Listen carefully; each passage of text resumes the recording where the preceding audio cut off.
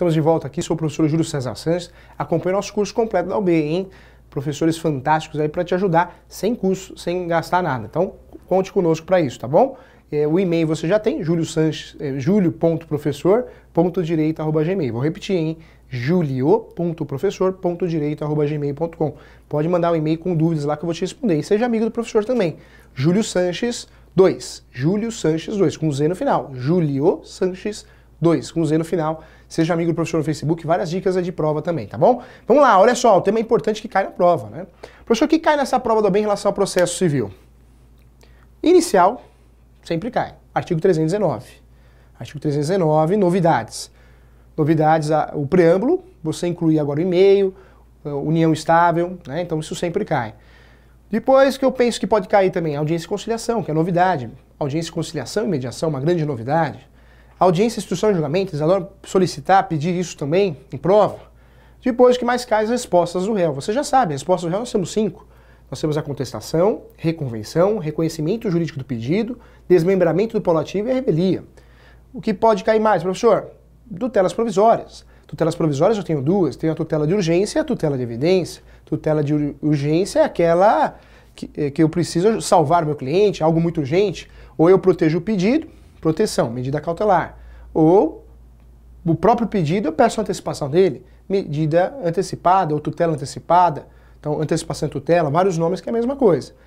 E aí aparecem também os procedimentos que a gente falou também. Mas recurso sempre cai, nós vamos ter duas questões de recurso. Quando eu falo de recurso, o estudo do novo CPC começa ali no artigo, vamos juntos aqui, ó, a partir do 994. Então tudo que é recurso que cai na nossa prova, a partir de 994. Então o novo CPC, em relação aos recursos, aparece a partir do 994. Quando eu falo de recurso também, nós temos dois recursos importantíssimos na primeira fase e na segunda. O primeiro recurso que cai muito é o recurso de apelação. O recurso de apelação é o recurso contra decisões definitivas, ou seja, a sentença. Cabe esse recurso, recurso de apelação. Professor, onde eu acho esse recurso? No 1009, olha só, vamos confirmar aqui, 1009, isso aí. Então, recurso de apelação cabe de sentenças, olha só. Professor, então quando cabe o recurso de apelação? Da sentença cabe apelação. Então, olha só, da sentença cabe apelação. Toda sentença, é decisão definitiva, cabe apelação. Fique atento em relação a isso.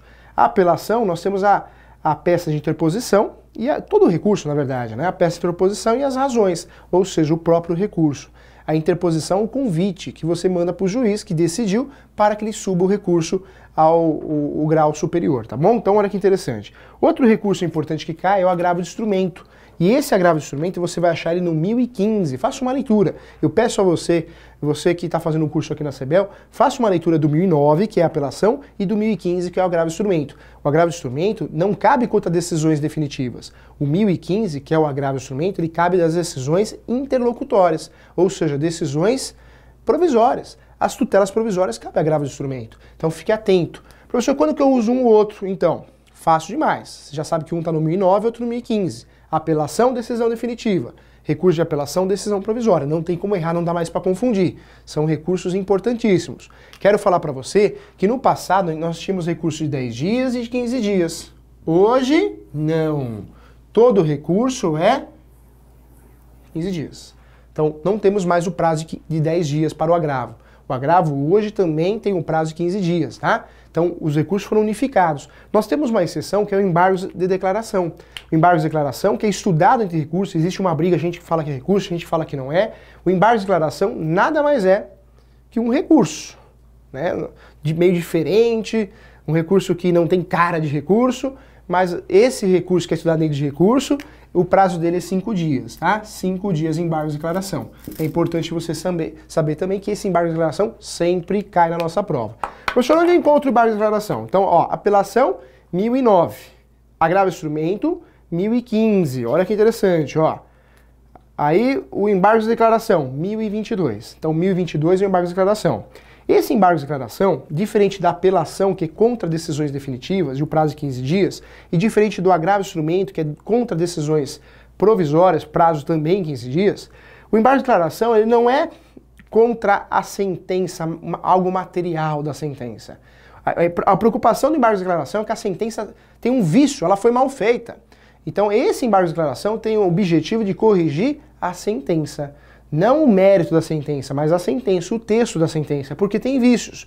Professor, e o que é considerado vício para o embargo de declaração? Nós temos alguns vícios importantes. Vamos para o primeiro vício aqui, olha só. Esclarecer obscuridade ou eliminar contradição. Então, embargos de declaração cabe quando a sentença é obscura ou contraditória. O que é contraditória? É confusa. Fala A, fala banana e depois fala abacaxi. É abacaxi ou banana? Então, ela é confusa, contraditória. Então, cabe embargo de declaração e obscura porque a informação não está correta. Professor, é muito comum acontecer isso demais. O Poder Judiciário é muito trabalho para os juízes, para os auxiliares da Justiça. Então, realmente, infelizmente, sai muito sentença errada. Ou é copia e cola, ou o estagiário que fez, sempre põe a culpa do estagiário, né? Sempre põe, coitado do estagiário. Então, o professor fez um divórcio outro dia, que eu mencionei na peça inicial, coloquei lá. O casal não possui filhos. E na sentença sai. Os filhos não querem pensão. Que filhos, meu Deus do céu? Não tem filho, né? Professor, o que você fez? Fiz embargo de declaração. Ah, professor, deixa quieto. Não foi procedente? Então, mas a gente não pode deixar quieto na justiça. Porque amanhã ou depois pode prejudicar nosso cliente, né? Aparece lá com filhos, não tem filhos, vai que aparece alguém e fala, eu sou o filho para receber uma herança. Não pode, né? Tudo tem que ser certinho na justiça. Então acontece. Toda vez que ocorre uma sentença, uma informação mal feita, algo errado na sentença, pronto. Embargo de declaração. Então, ó, esclarecer obscuridade, eliminar a contradição, suprir omissão, então a sentença omissa, do ponto ou questão sobre o qual dela deve se pronunciar o juiz ou ofício, e aí corrigir erro material. Então o grande objetivo do embargo de declaração, que é previsto no 1022, é corrigir a sentença, ou seja, a sentença, o embargo de declaração não é um recurso para bater na sentença em relação por ser provisória a decisão ou definitiva, é que o texto está errado, tem um vício grave aqui, então a intenção dele é acertar o texto. E não há sentença em si reformar ou anular, tá bom? Quando eu falo de recurso, fique atento também, quando eu falo de recurso, olha que beleza, ó. Recurso tem prazo, né? Professor, é verdade que tem admissibilidade os recursos? Claro, tem admissibilidade porque o recurso eu não consigo usufruir do recurso fora do prazo. Após o prazo, eu não posso mais recorrer, que é o chamado trânsito em julgado, né? Isso é importante deixar claro. Então vamos lá, ó. Olha que interessante, ó. Quando eu falo de recurso, então nós temos a inicial, bum, bum, bum, bum. Antes da inicial, nós temos aqui, ó, citação, inicial CETACRAC 319, citação CETACRAC, pode ser via oficial de justiça, postal, correio, ou ainda via edital. Vai, 2. Respostas do réu. Professor, não sei o que é. Sabe sim, hein? Respostas do réu pode ser contestação, pode ser reconvenção, pode ser, além da reconvenção, pode ser reconhecimento jurídico do pedido, pode ser desmembramento paulativo da ação ou revelia. Pronto, já sabe que é a resposta do réu. Dentro disso aqui, né, antes da resposta do réu, nós temos a audiência de conciliação. Aqui, ó, vamos pôr uma observaçãozinha. Conciliação, né? Mediação e conciliação. E após a entrega ou de usufruir das respostas do réu, provavelmente eu já vou ter audiência de instrução e julgamento. Audiência bambam, onde eu vou apresentar as provas orais, as provas documentais, que você tá craque em prova também. Após isso, não resta dúvida, o juiz vai fazer o quê? Sentenciar. A sentença pode ser procedente, improcedente ou parcialmente procedente. Procedente, o autor ganhou. O autor pede a procedência. Improcedente, o réu ganhou. O réu pede a improcedência. E parcialmente procedente, o autor ganhou parte e o réu ganhou parte. Pode ser que tenha 4 pedidos, o autor ganhou 2, o réu ganhou 2. Parcialmente procedente. Tá? Então fique atento em relação a isso, porque o fato de a sentença ser procedente, improcedente, parcialmente procedente, já diz tudo. Quem ganhou o processo, não pode errar.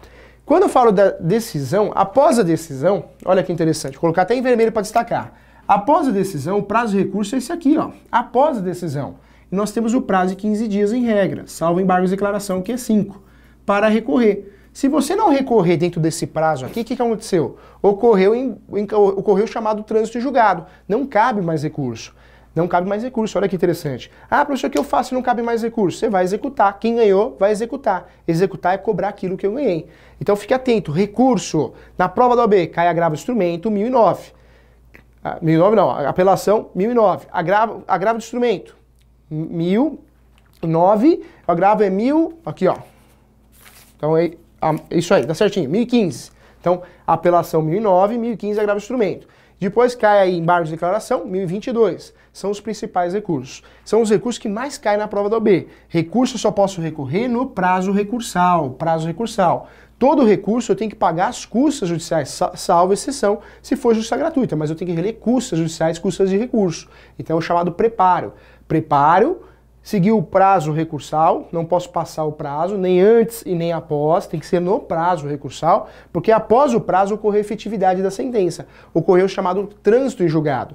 E com o trânsito em julgado, não cabe mais recurso, né? Aí entra a execução. Fique atento em relação a isso, em relação ao recurso, tá? A intenção é te ajudar. Recurso, quando eu falo, é dentro desse prazo bonitinho aqui. Esses são os principais recursos. Nós temos o recurso ordinário, extraordinário, que são recursos de terceiro grau, mas merece uma observação no outro bloco, e também esses recursos especiais são recursos que pouco caem. Nós estamos trabalhando com incidência do que cai na prova da OAB, então dificilmente cai esses recursos, tá? Então, os recursos que mais caem, a noção geral, é o recurso de apelação, de agravo de instrumento e embargo de declaração.